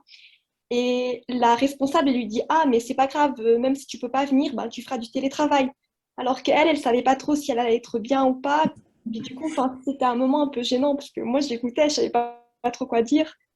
Donc, est-ce que ça inciterait pas quand même en n'étant pas bien, à quand même travailler du coup? Et peut-être à fournir des prestations un peu de moins bonne qualité, mais peut-être avec la peur de devoir, de ne pas être là du coup. Je ne sais pas trop. Vous voulez intervenir? Parce que c'est vrai qu'il y a beaucoup de personnes qui pensent que quand on est en télétravail, on travaille moins. Et en fait, j'ai plutôt remarqué que les gens travaillent plus et ont même encore plus de mal à lâcher quand ils sont un peu malades. Surtout avec scénario Covid où on doit être en isolement, on est un peu pas bien, mais on peut quand même travailler. Est-ce que c'est quelque chose que vous avez pu constater? Alors, je me permets juste, il y a deux aspects dans la question. Il y a est-ce qu'on joue avec ce flou? Et puis on dit, ben, tu peux quand même travailler. Et puis là, c'est plus le manager qui incite à plus travailler. Et ça, encore une fois, il doit être, on parlait d'exemplarité dans le chat, exemplarité et aussi exemplarité avec le cadre qui va poser. Donc, c'est la personne, elle est inapte. Après, je pense qu'il n'y a pas, enfin, on a les moyens qu'on a. Hein. Certains vont être plus près de leurs heures, etc. Mais je pense que si quelqu'un reste à la maison pour se reposer ou parce que justement il a trop mal, je suis pas sûr forcément, enfin, ça c'est mon idée, qu'il va fournir forcément un bon travail. Après, il y a l'autre aspect. Il y a l'aspect où je ne suis pas psychologue, mais où on se sent aussi redevable. C'est-à-dire, on me permet, je vois ça comme un avantage, on me permet, on a toute la confiance du monde. Du coup, je pense, moi, je constate plus que les gens vont plus travailler, vont plus donner, vont se dire, ah, mais il faut que enfin, encore une fois, je compense un peu parce que je me sens redevable. Alors, du coup, je vais y aller à fond. Puis en fait, je regarde les heures en fin de journée, puis si jamais j'en ai fait 10, puis c'est le deuxième jour de suite. Est-ce que je suis pas en train de faire un truc faux? Jean-Marc a levé la main aussi. Oui, je voulais juste partager, nous on a clarifié assez tôt au début du télétravail les trois aspects en fait. On peut travailler ou on est malade, ça c'est un peu le binaire habituel. Puis nous on a splitté ça en trois en disant tu es malade, ok, tu ne travailles pas de problème, mais il y a deux autres possibilités, c'est tu es patraque ou tu es peu bien.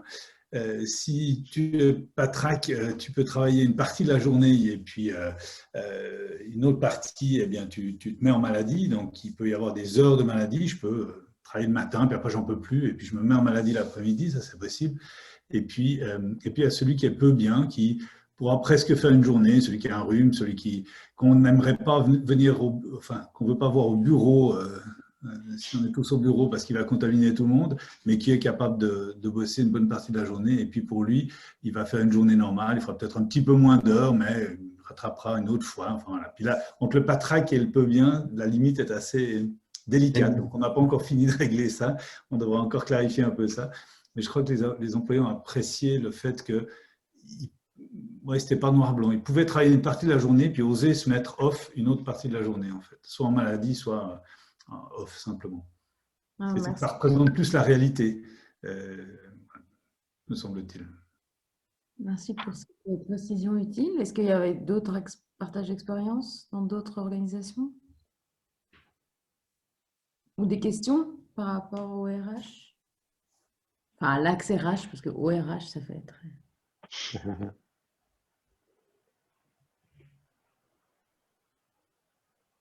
Non. Moi, j'aurais juste envie d'intervenir par rapport à la confiance. On l'a mentionné tout à l'heure dans les axes managers et employés. Je pense que c'est aussi un sacré challenge RH de réussir à accompagner en fait les managers et les collaborateurs sur ce volet de confiance au sein des organisations. Bon, et puis pour être RH moi-même, moi, ce que j'ai constaté, que j'ai été encore plus au fait des situations personnelles des individus. Ils étaient par exemple très précis dans leurs symptômes Covid, mais aussi dans leur réalité personnelle. De dire aussi, moi, Diane, si tu me laisses en télétravail, je vais craquer. Chose qu'ils n'auraient peut-être pas dit dans un autre contexte. Donc, il y a une espèce de rapprochement, en tout cas, qui s'est fait. Je ne sais pas si c'est le cas pour tout le monde. On avait une autre dimension, hein, c'est ça. Oui. Avec tout ce que ça peut amener de problématiques ou de points, c'est vrai. Ouais, peut-être moi, ce que je note avec les RH avec lesquels je travaille, c'est que vraiment la question de la santé mentale des employés est au centre des préoccupations maintenant.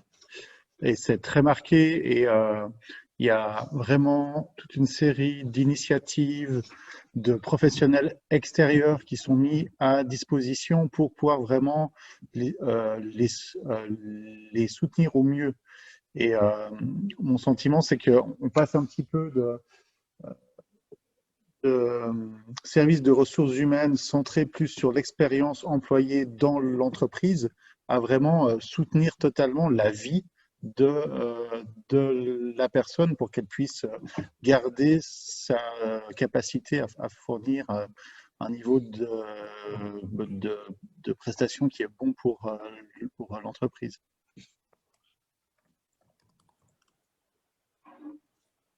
Oui, Marie-Ève, vas-y. Oui, tout à fait, je vous rejoins. On a fait justement, nous, appel à une société externe. Les personnes peuvent du coup les contacter pour un soutien psychologique, effectivement. Après, à voir si elle est vraiment liée à la situation sanitaire plus qu'au télétravail, je pense.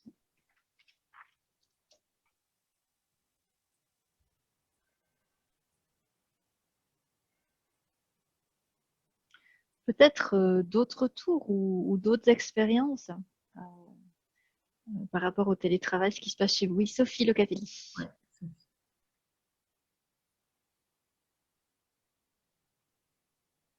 Alors, Sophie, vous êtes… ouais, voilà.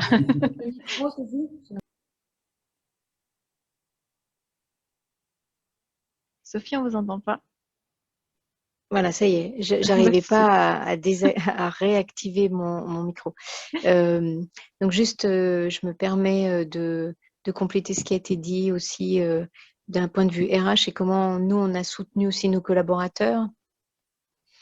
Comme on est dans un univers avec un haut niveau de risque psychosocial déjà, du fait que nous accueillons que des bénéficiaires, soit des grands précaires dans une institution, soit dans l'autre, des personnes qui sont toutes atteintes de handicap psychique ou psychiatrique, donc avec un haut niveau de risque, hein, avec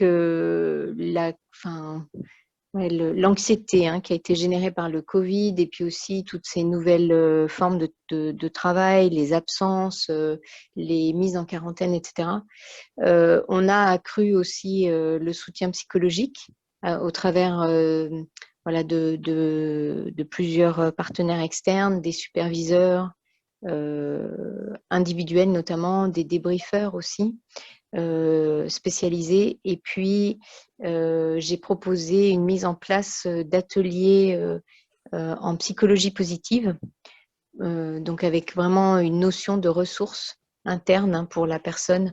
Et notamment, par exemple, là, un des derniers ateliers, c'est comment on augmente son niveau de résilience, en fait, par exemple, face à des situations. Et là, on a fait un mixte d'ateliers en présentiel ou en distanciel, en essayant de jongler avec toutes les salles qui étaient disponibles sur place. Le retour que j'ai, c'est que les salariés c'était que sur la base du bénévolat, rien n'a été imposé. En tout cas, ceux qui ont choisi d'en bénéficier nous ont fait un retour très positif sur cette mise en place et ce qui a été proposé. Puis, du coup, ça va être élargi dans d'autres institutions sociales en Suisse romande par notre partenaire RH qui a pris cet exemple qu'on avait mis en place sur Genève et puis qui va l'étendre pour d'autres institutions. Donc, plutôt un retour positif de ce point de vue-là, par exemple. Voilà. Merci beaucoup pour ce partage. Est-ce qu'il y a quelqu'un d'autre qui aimerait rajouter quelque chose? Peut-être une réflexion que je me fais, c'est le télétravail, ça reste, je pense, un outil formidable d'organisation, de souplesse. Là, on parle aussi de ces aspects sombres, mais parce qu'on est encore sur cet aspect Covid. Mais en soi, si je prends typiquement ce qui est affiché maintenant, en le relisant aussi, l'axe RH, il y a des choses qui sont pas forcément, qui sont moins des points d'attention que dans un contexte normal. Hein. On est vraiment encore tous dans le tunnel, j'ai l'impression, le boulot, le télétravail, c'est devenu ça, alors que ça reste un outil. S'il est peu de règles, mais des règles strictes ou un cadre clair, un outil formidable de facilité pour les collaborateurs, puis justement qui fait émerger des aspects de confiance, de points d'attention dans la relation, qui sont des choses nobles et qui sont des choses qui sont vraiment contributeurs au développement, l'épanouissement des collaborateurs. Même si, comme je le disais tout à l'heure, je ne suis pas sûr que ce soit forcément toujours un avantage collaborateur en soi. Encore une fois, parce que tout le monde le vit différemment. D'accord. Merci. Si je peux réagir sur cette dernière remarque, est-ce que si c'est imposé aux collaborateurs parce que l'entreprise veut limiter ses locaux ou faire du flex desk, etc., c'est clair que c'est plus difficile. Mais si on laisse le choix aux collaborateurs en mettant une limite, par exemple, est-ce qu'on a encore ce problème, vous pensez? Non, je pense que si on laisse c'est comme partout, ça veut dire plus on impose, plus le risque d'être mal vécu est présent et que ça crispe certains processus. Si on donne un cadre, je disais tout à l'heure justement, de dire voilà, nous on aimerait faire ça, puis que c'est quelque chose de partagé et qu'il y ait une certaine notion de liberté, de flexibilité, on s'entend, on va vraiment dans ce sens d'épanouissement, j'ai envie de dire, de confiance. Là, on met le terreau fertile à une bonne collaboration, à un bon vécu du télétravail. Oui, tout à fait. C'est ce qui me semble aussi. Hein. Madame Lecatelli. Oui, je voulais juste, pour aller dans le sens de ce que vous dites, pour nous, on n'a pas imposé non plus le télétravail, puisque, comme je disais, de toute façon, les bénéficiaires, ils ne disparaissent pas dans le travail social. Donc, ils sont toujours sur les lieux du travail.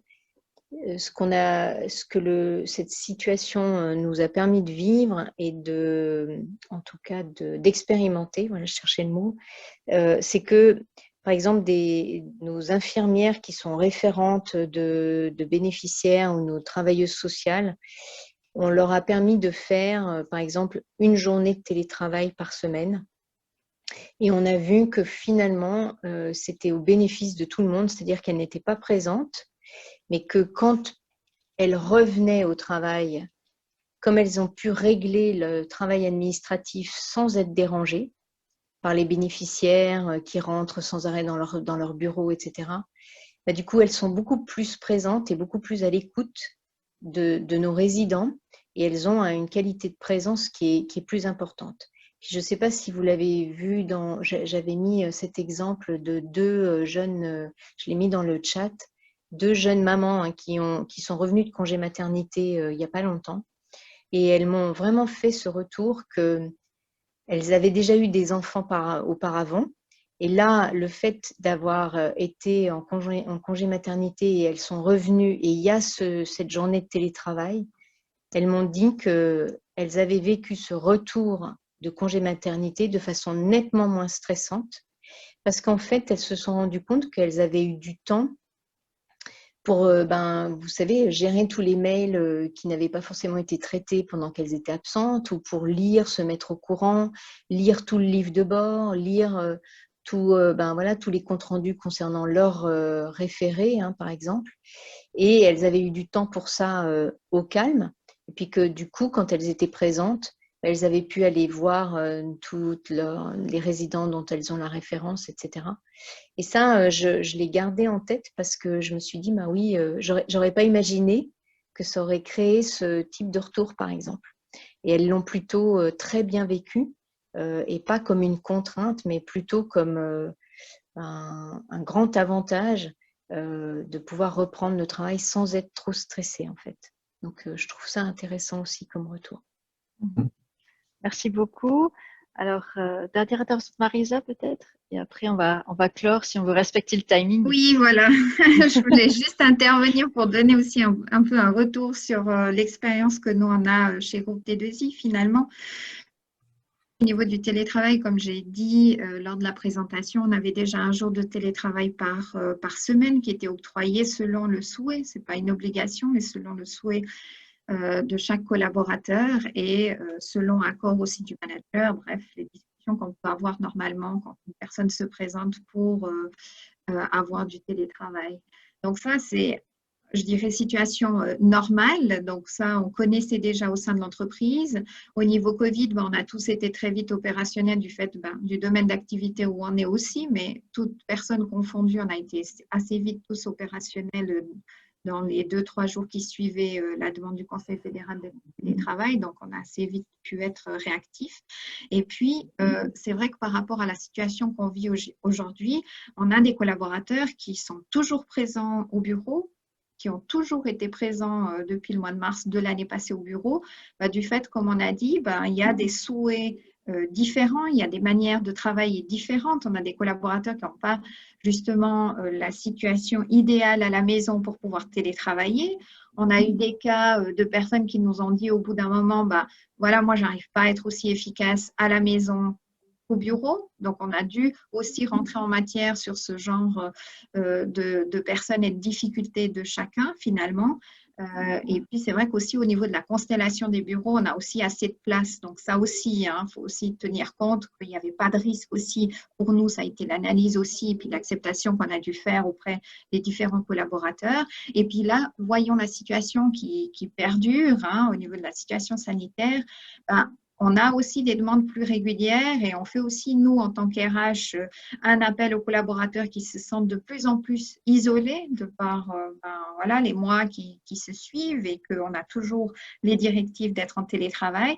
Donc, on a des collaborateurs qui viennent par mode tournus au sein des bureaux où 2-3 jours par semaine, ils sont quand même au bureau parce qu'ils veulent avoir à un moment donné un échange plus formel avec les collègues. Et puis, voilà, on est loin d'être tous là, mais on a quand même des modes tournus pour les collaborateurs qu'on a accepté d'avoir, encore une fois en respectant les exigences sanitaires aussi.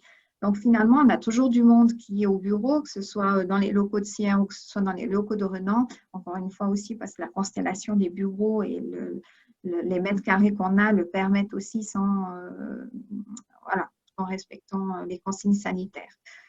Et nous, ce qu'on a déjà travaillé dès qu'on a eu déjà au mois de mars la situation sanitaire, c'est de dire que nous, on pense à demain. En revenant au bureau en une situation normale, on a déjà fait des groupes de travail pour voir qu'est-ce qu'on va faire demain dans une situation normale.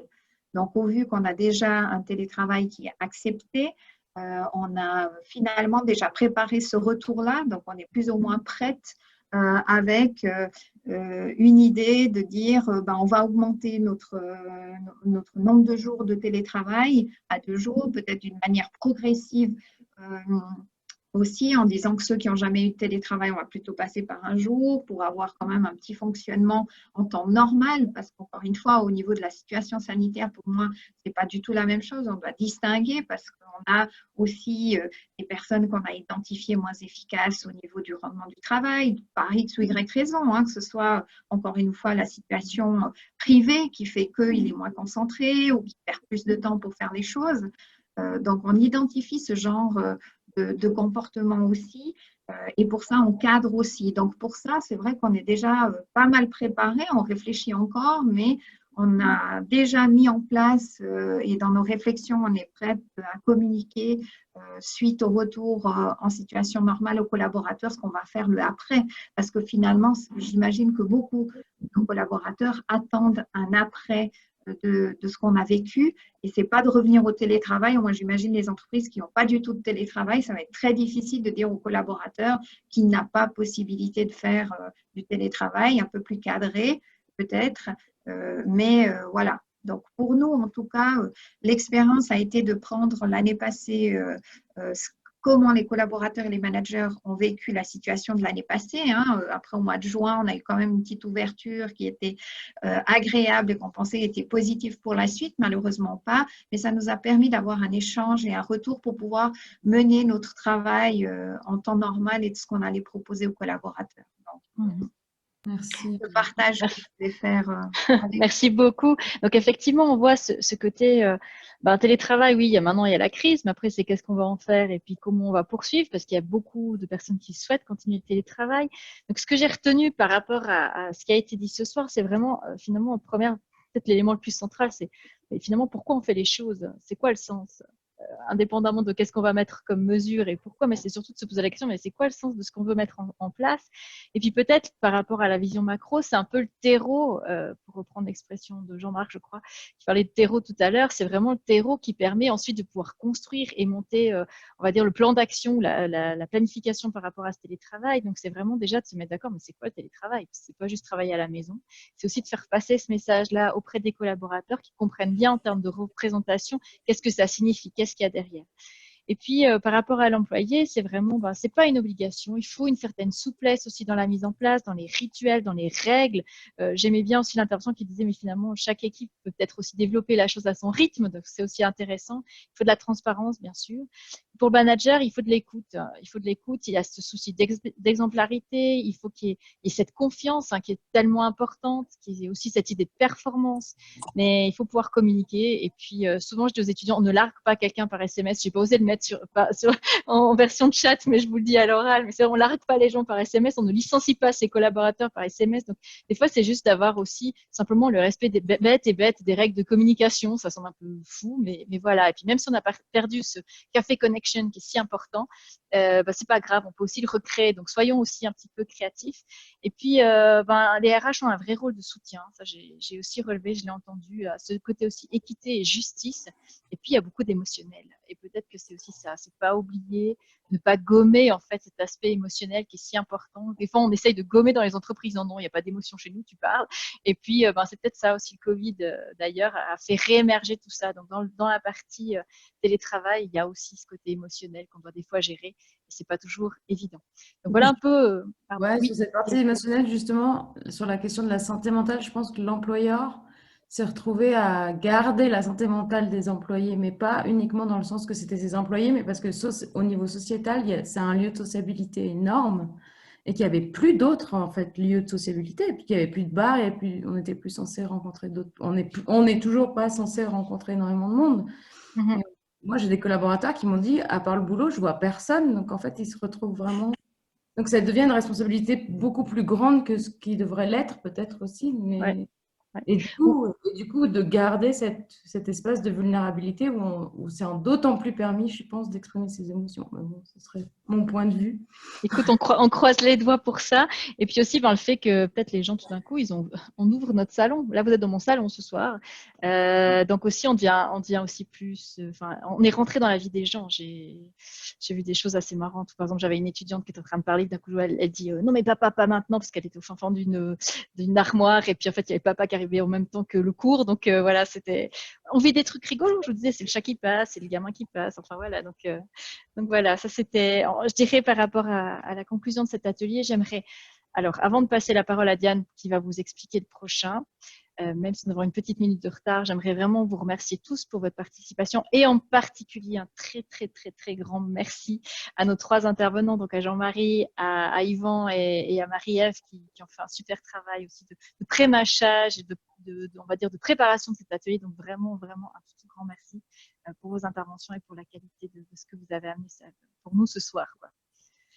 Reste à nous, Diane et moi, d'arriver à en faire une charte, une checklist. Ça va être la gageure, mais on va y arriver. On avait déjà des idées en parallèle, mais… Oui, c'est ça. Elle va faire 400 pages, la checklist, mais pas grave. Un grand merci aussi de notre part, en tout cas. C'était un plaisir. Hein. Ah, merci. Merci. Un plaisir. Merci. Donc, l'idée, ça sera de continuer ce deuxième volet sur le télétravail avec Madame Monjour, directrice du développement RH à l'État de Genève, et puis la secrétaire générale à les ressources humaines, Madame Émilie Flamand. J'espère que je retiens bien les intitulés, qui nous partageront une étude qui a été faite en interne à l'État de Genève sur justement le télétravail et après, et puis de découvrir avec elles ce qu'elles ont pu mettre en place assez rapidement aussi sur la question du management, qui sera intéressant à découvrir. Et puis, on aura donc ce témoignage pendant 20 minutes, une demi-heure maximum, pour finaliser ensemble et co-construire un projet qu'on ébauchera avec Alexandra sur cette fameuse checklist.